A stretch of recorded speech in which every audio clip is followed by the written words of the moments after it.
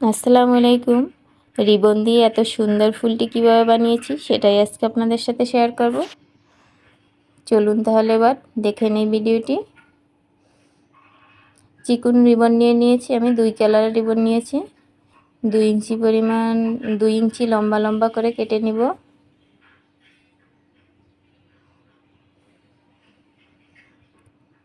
আমি অনেকগুলো কেটে নিয়েছি। রিবনটাকে ভাঁজ করে তার 2 মাথা এক করে আমি সুই সুতা দিয়ে গেঁথে নিব, পুঁতির মতো গেঁথে নিব। একটার পর একটা কালার দিয়ে আমি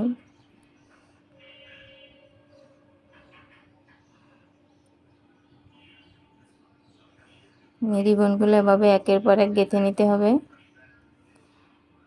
আপনাদের ইচ্ছা মতো আপনারা কালার নিতে পারবেন। আপনার